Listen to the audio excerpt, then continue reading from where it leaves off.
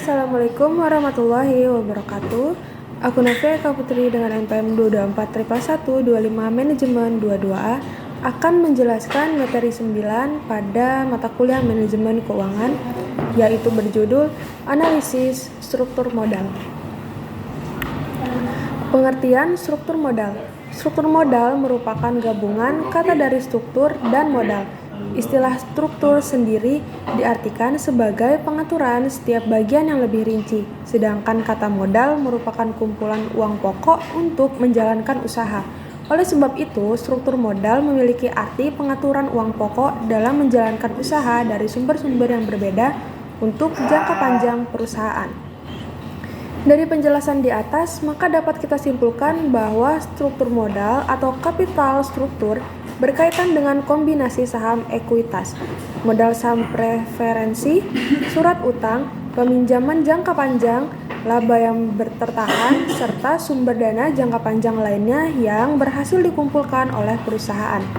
Inilah yang membuat perusahaan melakukan pengawasan secara ketat terkait masa depan kondisi keuangan perusahaannya. Tujuan struktur modal. Adanya struktur modal memiliki tujuan dalam mengkolaborasikan sumber-sumber dana, baik permanen maupun aktivitas dalam kegiatan operasional perusahaan. Hal ini dilakukan agar perusahaan mencapai nilai yang optimal. Lebih dari itu, struktur modal dapat menjaga kualitas serta eligibilitas suatu perusahaan dalam melakukan kegiatannya. Teori struktur modal. Pastinya, untuk mendalami lebih jauh lagi terkait struktur modal membutuhkan suatu pengetahuan yang terperinci dan sistematis. Hal tersebut disebut juga dengan teori struktur modal. Teori struktur modal merupakan landasan yang digunakan untuk menjalankan struktur modal tertentu sehingga prosesnya menjadi terkontrol dan seimbang sesuai pengetahuan ilmiah yang ada. Contoh teori yang mendasari struktur modal, terdapat 5 teori yang mendasari struktur modal dilaksanakan. Teori-teori tersebut beberapa di antaranya dikemukakan oleh ahli keuangan ternama. Selain itu, teori-teori ini sangatlah tepat untuk digunakan oleh perusahaan. Berikut adalah penjelasannya. Pertama, ada teori pendekatan tradisional. Teori ini berfokus pada pengelolaan sekaligus pemetaan yang optimal. Oleh sebab itu, struktur modal dipandang memiliki pengaruh yang kuat terhadap nilai perusahaan. Inilah yang menyebabkan struktur modal dapat diubah serta disesuaikan untuk mendapatkan hasil optimal dalam suatu perusahaan. Yang kedua, ada teori pendekatan Modigliani dan Miller. Sesuai dengan namanya, teori ini dicetuskan oleh Franco Modigliani dan Merton Miller. Keduanya memiliki pandangan yang sama saat membahas persoalan modal. Teori Modigliani dan Miller ini mengusulkan 3 proposisi penting, yaitu struktur modal tidak relevan dengan nilai perusahaan, akibatnya nilai perusahaan identik akan tetap sama atau bertahan, sekaligus tidak memberikan pengaruh pada keuangan yang diadopsi untuk membiayai aset, sedangkan nilai perusahaan bergantung pada pendapatan yang diharapkan pada masa depan, terhitung saat tidak terdapat pajak. Pentingnya untuk memiliki informasi pajak. Hal ini dikarenakan penggunaan aset serta sumber dana akan mengalami peningkatan saat mengetahui pajak yang bertanggung. Selain itu, informasi pajak juga dibutuhkan untuk mengetahui pengurangan biaya modal tertimbang rata-rata perusahaan. Tidak terdapat biaya kebangkrutan dalam struktur modal. Dengan kata lain, aset dapat dijual dengan harga pasar dan earning before interest atau EBIT tidak dipengaruhi oleh utang perusahaan. Oleh sebab itu, investor berperan penting dalam menjadi price takers. Teori struktur modal yang ketiga yaitu teori trade-off. Teori trade-off memiliki pandangan bahwa untuk menentukan struktur modal yang optimal, maka dibutuhkan beberapa faktor seperti biaya keenginean, pajak, serta kesulitan keuangan. Namun, agar perusahaan tetap bertahan, teori ini juga menegaskan untuk memperhatikan asumsi dari efisiensi besar. Oleh sebab itu, pelaku usaha akan memikirkan kesulitan biaya dan bagaimana cara penghematan pajak. Keempat, ada teori pecking order. Teori pecking order memiliki sudut pandang bahwa tingkat keuntungan yang dapat dimiliki suatu perusahaan berjumlah besar, maka hal tersebut akan membuat perusahaan sedikit memiliki hutang. Inilah yang kemudian muncul beberapa preferensi secara runtut pada teori pecking order. Berikut adalah penjelasannya. Pertama, ada perusahaan dapat memiliki pemasukan internal dari laba hasil usaha perusahaan. Kedua, perkiraan investasi dapat digunakan untuk menghitung target rasio pembayaran. Ketiga, perusahaan akan memiliki cash flow yang besar daripada pengeluaran saat memiliki kebijakan konstan dari fluktuasi serta kesempatan investasi.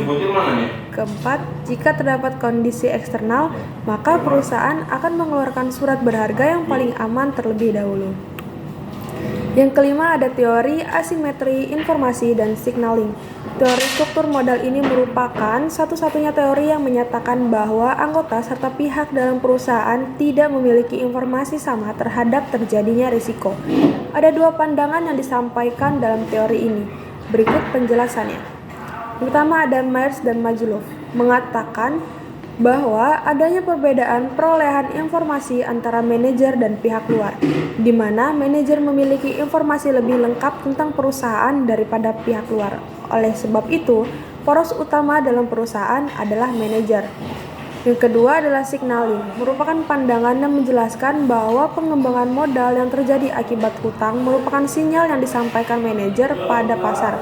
Hal ini terjadi karena manajer berusaha untuk memastikan perusahaannya memiliki prospek yang baik, dengan kata lain peningkatan saham serta kesempatan investor yang terbuka luas. Faktor-faktor yang mempengaruhi struktur modal. Dalam perjalanannya menuju optimalisasi perusahaan, struktur modal dipengaruhi oleh beberapa faktor yang disebut faktor penentu. Beberapa faktor di antaranya memiliki pengaruh yang tinggi terhadap kenaikan maupun penurunan struktur modal.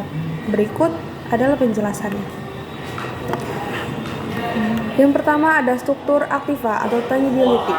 Seorang ahli ekonomi Syamsuddin mengatakan bahwa struktur aktiva atau tangibility merupakan suatu bentuk pemenuhan alokasi dana untuk setiap komponen aktiva, baik tetap maupun lancar. Arti yang lain disampaikan oleh Weston dan Brigham, di mana struktur aktiva disebut juga sebagai perimbangan atau perbandingan yang terjadi antara aktiva tetap dengan total aktiva. Dengan kata lain, pemenuhan modal tergantung pada kondisi aktiva suatu perusahaan. Ketika suatu perusahaan menanam modal dalam bentuk aktiva tetap, maka pemenuhan modal berasal dari kepemilikan sendiri sehingga hutang hanyalah pelengkap. Sedangkan perusahaan yang aktiva lancar lebih besar akan cenderung memiliki utang sebagai pemenuhan dana. Dari kedua contoh tersebut dapat kita simpulkan bahwa aktiva sangat berpengaruh pada struktur modal perusahaan. Faktor-faktor yang mempengaruhi struktur modal. Pertama ada grow opportunity. Jadi arti dari grow opportunity adalah sebuah peluang yang memiliki perusahaan untuk tumbuh ke depannya. Namun beberapa ahli mengemukakan pendapat yang berbeda, di mana grow opportunity merupakan titik balik perubahan aktiva yang perusahaan miliki. Oleh sebab itu, perusahaan akan cenderung memiliki investasi demi keuntungannya sendiri. Selanjutnya ada ukuran perusahaan atau firm size. Ukuran perusahaan sangat mempengaruhi struktur modal. Hal ini dikarenakan aktivitas yang dapat dilakukan untuk mengembangkan struktur modal terlihat dari kemajuan atau besar kecilnya suatu perusahaan. Dengan kata lain, bagaimana perusahaan tersebut tumbuh dan berkembang dalam pencapaian yang lebih tinggi. Perbedaan tersebut dapat dilihat dari kemampuan perusahaan itu sendiri. Misalnya, perusahaan yang besar akan lebih mudah dalam menentukan keuntungan sebanyak-banyaknya dengan keanekaragaman produk. Selain itu, akan lebih siap menghadapi krisis. Sedangkan perusahaan kecil rentan mengalami kebangkrutan jika melakukan hal tersebut. Lalu selanjutnya adalah resiko bisnis. Adanya resiko bisnis, maka banyak perusahaan akan lebih berhati-hati dalam menentukan modal. Hal ini dikarenakan resiko yang timbul dapat menghambat kemajuan serta berpengaruh negatif terhadap sistem pendanaan internal. Selain itu, pendanaan eksternal juga akan mengalami hambatan sehingga perusahaan tidak mudah dalam menentukan permodalannya. Dari beberapa faktor di atas, apakah sudah cukup memahami terkait materi struktur modal? Tentunya dengan memahami faktor-faktor tersebut, kita akan lebih mengetahui bagaimana struktur modal dapat berjalan dengan baik. Nah, selanjutnya kita akan bahas terkait fungsi struktur modal. Yang pertama ada memaksimalkan pengembalian. Peningkatan laba pada saham dapat ditingkatkan dalam mengatur struktur modal yang baik. Hal ini membuat pemilik saham mendapatkan pengembalian yang optimal. Selain itu, pemilik saham dapat memulihkan pinjaman serta terhindar dari hutang. Yang kedua adalah fleksibilitas. Struktur modal juga dapat memberikan pergerakan ekspansi utang yang lebih dinamis. Hal ini bisa disesuaikan dengan strategi serta kondisi bisnis yang diinginkan. Kemudian, perusahaan akan mendapatkan pergerakan kemajuan yang signifikan. Yaitu yang ketiga ada solvabilitas. Likuiditas perusahaan akan terjaga dengan adanya struktur modal yang baik. Hal ini dapat terjadi karena perusahaan dapat menghindari beban pembayaran bunga pada utang yang tidak direncanakan. Inilah yang menyebabkan kas di tangan mengalami penurunan.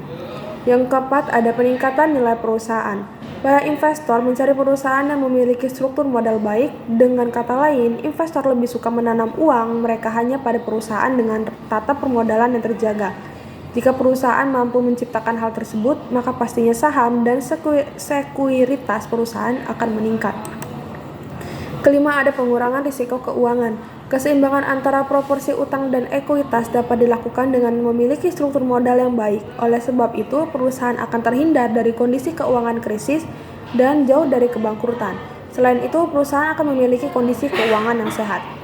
Keenam, meminimalkan biaya modal. Struktur modal juga dapat dirancang untuk memenuhi modal utang jangka panjang yang strategis. Hal ini sering dilakukan oleh perusahaan demi mempersiapkan perusahaannya di masa depan, sehingga perusahaan akan mendapatkan meminimalisir biaya pinjaman yang diperlukan. Ketujuh ada alat perencanaan pajak. Perusahaan yang mengambil dana utang sebagai modalnya cenderung akan mengalami kesulitan di jangka panjang saat tidak memiliki struktur modal yang baik. Hal ini disebabkan nilai pajak akan meningkat serta peminjaman terus berputar. Oleh sebab itu, penting dalam pengelola struktur modal. Kedelapan, pemanfaatan dana optimal. Perusahaan yang memiliki struktur modal baik akan lebih leluasa dalam menyusun rencana secara sistematis dan strategis. Akibatnya, perusahaan akan menghasilkan output optimal dari laba yang tersedia. Selain itu, struktur modal juga akan menjaga perusahaan agar selalu on track di jalannya. Perbedaan struktur modal, struktur keuangan, dan struktur aset.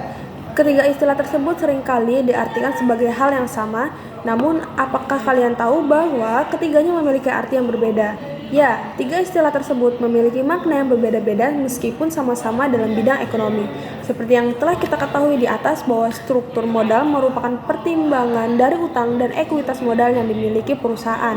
Sedangkan struktur keuangan merupakan cara perusahaan dalam membiayai aktivanya. Misalnya dengan utang, saham, serta hasil investasi. Dengan kata lain, struktur keuangan berfokus pada kekayaan bersih pemilik perusahaan, serta kewajiban yang harus ditabung. Sedangkan struktur aset merupakan perimbangan dari perbandingan seluruh kekayaan antara aktiva lancar dan aktiva suatu perusahaan. Itulah penjelasan dari materi ke-9 tentang analisis struktur modal. Wassalamualaikum warahmatullahi wabarakatuh.